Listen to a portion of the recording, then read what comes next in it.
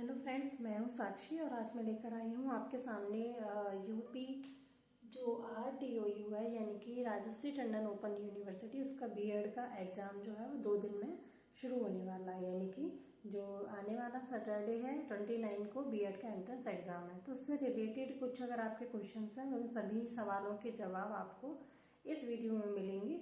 आइए हम शुरू करते हैं। तो सबसे पहले तो देखिए, अब हमारे पास 2 दिन बचे हैं, तो 2 दिन के लिए क्या स्ट्रेटजी होनी चाहिए, पेपर का पैटर्न कैसा होगा, क्या आएगा, नेगेटिव मार्किंग है कि नहीं, वो सारी चीज़ें हम इसमें डिस्कस करेंगे। ठीक है, तो सबसे पहले हम देखते हैं कि जो ये एग्ज़ाम है वो हमारा टोटल मार्क्स जो है वो इसके 200 नंबर का पेपर होगा। और जो समय है इसका वो है 3 घंटे। 3 घंटे का मतलब आप समझते हैं 180 मिनट। 3 घंटे का मतलब 180 मिनट, और 180 मिनट में आपको 200 क्वेश्चन करने हैं। यानी कि एक क्वेश्चन के लिए आपके पास 1 मिनट से भी कम समय मिलेगा आपको। 180 मिनट में आपको 200 क्वेश्चन करने हैं। नो नेगेटिव मार्किंग, आपकी नेगेटिव मार्किंग इसमें नहीं है, तो आपको जो क्वेश्चन आते हैं वो आप कर लीजिए। बाकी जो बचते हैं उनको आप अपने हिसाब से गैस करके उनको भी लगा दीजिए, कुछ भी आपको छोड़ के नहीं आना है। ठीक है, फिर हम समझ लेते हैं कि अब 2 दिन बचे हैं। अगर आपने कुछ भी नहीं पढ़ पाया, कुछ रह गया है, आपको लग रहा है कि क्या करना चाहिए क्या नहीं करना चाहिए, तो वो चीज़ हम समझ लेते हैं। तो देखिए, इसमें आपने देखा है पार्ट 1 पार्ट 2 दो चीज़ें हैं। तो पार्ट 1 जो है उसमें हमारी रीजनिंग और GA यानी कि जनरल अवेयरनेस, केवल GS नहीं आएगी, जनरल अवेयरनेस में आपका साइंस और GS सारा मिला के आ जाएगा।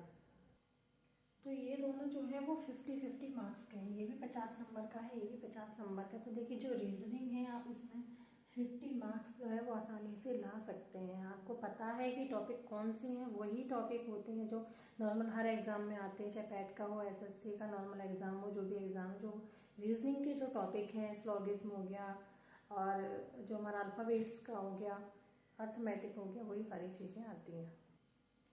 और जो पार्ट 2 है उसके अंतर्गत टीचिंग एप्टीट्यूड है। उसमें टीचिंग एप्टीट्यूड है वो 40 नंबर का आएगा। जो नॉर्मल हमने जो पढ़ा हुआ होता है, जो बच्चों से रिलेटेड जो क्वेश्चन होते हैं, इसके लिए कुछ अलग से बहुत ज़्यादा पढ़ना नहीं होता, बस इसी में से ही आप गैस करके भी उनको एलिमिनेट करके भी आप उनके आंसर दे सकते हैं।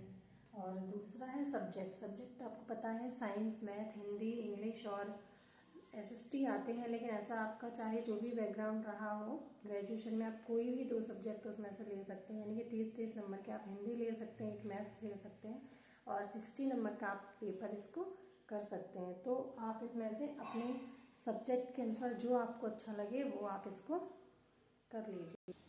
चलिए, तो हम देखते हैं कि जो रीजनिंग है हम उसको कर सकते हैं। 50 मार्क्स की है, वही बहुत आसान होती है, आप उसको उसमें आसानी से पूरे नंबर ला सकते हैं।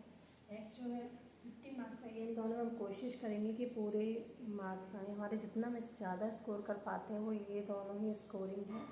नेक्स्ट हम देखते हैं कि जो नीचे जो एनी 2 सब्जेक्ट्स हैं, कोई भी आप इंग्लिश, हिंदी, SST, साइंस, कुछ भी जो आप 2 सब्जेक्ट लेंगे उन पर आपकी जो कमांड होगी वही सब्जेक्ट लेंगे। तो जब ये 60 नंबर का है तो उम्मीद करते हैं इसमें 40 से 50 के बीच में आपके नंबर आने चाहिए।